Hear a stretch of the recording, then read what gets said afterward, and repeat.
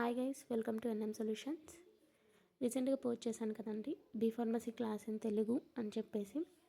So first year ఫార్మసిటిక్స్ 1 అనే subject నుంచి unit 1లోని టాపిక్ డోసేజ్ ఫార్మ్స్. ఓకే, దీని అండ్ టైప్ ఆఫ్ క్వశ్చన్స్ కూడా నేను నెక్స్ట్ వీడియోలో పోస్ట్ చేస్తాను, ఎలాంటివి వస్తాయని. Introduction to dosage forms. First meaning ఏంటి, డ్రగ్ మీనింగ్ ఏంటి తెలుసుకుందాం. A drug may be defined as an agent intended for use in the diagnosis, mitigation, treatment, cure or prevention of diseases in man or in other animals. Drugs are rarely administered in the original pure state. Okay, ఇక్కడ నేను ఏమన్నాను, drug may be defined as an ఒక agent అనుకోండి. ఇది ఎందుకు use చేస్తామంటే intended for use in the diagnosis, mitigation, treatment, cure, prevention of a diseases. మనకు వచ్చినటువంటి డిసీజ్ని తగ్గించడానికి అని చెప్పి చెప్తున్నారు. ఓకే ఫైన్, బట్ ఇక్కడ చాలా డయాగ్నోసిస్ అని చెప్పారు, మిటిగేషన్, ట్రీట్మెంట్, క్యూర్, ప్రివెన్షన్. అంటే అసలు వీటి డిఫరెన్స్ ఏంటో తెలుసుకుందాం. డయాగ్నోసిస్ అంటే ఏంటి? It's nothing but is identifying of the diseases. అంటే ఎలా, ఇప్పుడు ఫర్ ఎగ్జాంపుల్ మనకి ఇప్పుడు సిమ్టమ్స్ కనిపించాయి, బ్లడ్ టెస్ట్ చేశారు, టైఫాయిడ్ అని తేలింది, this is the diagnose. And x ray చేస్తారు, బ్రోన్ ఫ్రాక్చర్ అయింది, ఇది ఒక type of the. Next mitigation అంటే రిడ్యూసింగ్ ద సివియారిటీ. అంటే మనకి ఏదైనా డిసీజ్ వచ్చింది, దాని దాని యొక్క సివియారిటీని మనకి తగ్గిస్తుంది. అంటే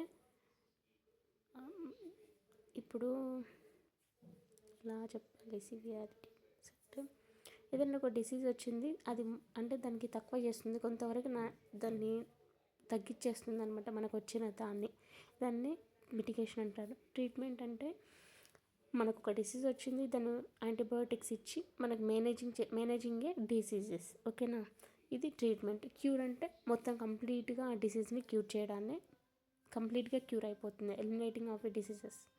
ఓకే, దీన్ని క్యూర్ అంటారు. ప్రివెన్షన్ అంటే స్టాపింగ్ ఏ డిసీజెస్, అంటే త్రూ ద వ్యాక్సినేషన్, ఎగ్జాంపుల్ అది ప్రివెన్షన్. ఈ వీటికి diagnosis, mitigation, treatment, cure, prevention అంటే అర్థమైంది కదా. Okay, next they are administered in different dosage forms after converting them in to a suitable formulations. Every dosage form is a combination of the drug and different kinds of non-drug components called additives. The additives are used to give a particular shape to the formulation, to increasing its stability and also to increase its palatability, as well as to give more elegance to the preparation. Okay, ఇక్కడ ఏం చెప్తున్నారంటే administered in different dosage forms. ఓకేనా, మనం different dosage ఫామ్లో solid dosage form, liquid dosage form ఇవి ఉంటాయి కదా, అవి నేను డీటెయిల్గా ఎక్స్ప్లెయిన్ చేస్తాను. అవి డిఫరెంట్ డోసేజ్ ఫామ్లో మనం అడ్మినిస్ట్రేట్ చేసుకుంటాం.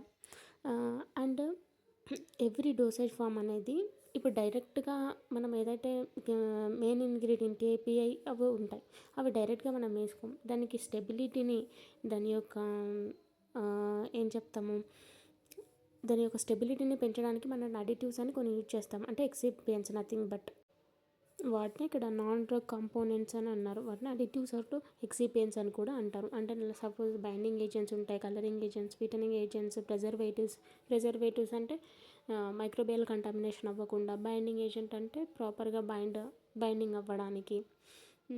ఇలా ఒక్కొక్క దానికి ఒక్కొక్క పర్పస్ ఉంటుంది, అడిటివ్స్ యూజ్ చేయడానికి, కాంబినేషన్లో యూజ్ చేయడానికి. సో అందుకే మనము API plus excipients, nothing but additives use చేస్తే మనకి బై ప్రోడక్ట్ వస్తుందన్నమాట. ఓకేనా, అలా డిఫరెంట్గా చాలా చాలా ఉంటాయి. ఒకటి ఎక్స్ప్లెయిన్ చేస్తాను నెక్స్ట్ వీడియోలో. ఓకే, అర్థమైందా? ఇవి ఇంతగా రాయాల్సిన అవసరం లేదు, మనకు నార్మల్గా షార్ట్ పాయింట్స్ తీసుకొని రాయండి. Next different types of dosage forms కూడా ఉంటాయి. ఇంకా different type of dosage forms next క్లాస్లో ఎక్స్ప్లెయిన్ చేస్తాను. ఏమైనా డౌట్ ఉంటే అడగండి, కామెంట్లో పెట్టండి, నేను నెక్స్ట్ వీడియోలో చెప్తాను. క్లాస్ నచ్చిందా? నా ఛానల్ని సబ్స్క్రైబ్ చేయండి, లైక్ చేయండి, షేర్ చేయండి. అండ్ ఎనీ డౌట్స్ ఉన్నా కామెంట్లో పెట్టండి. Thank you.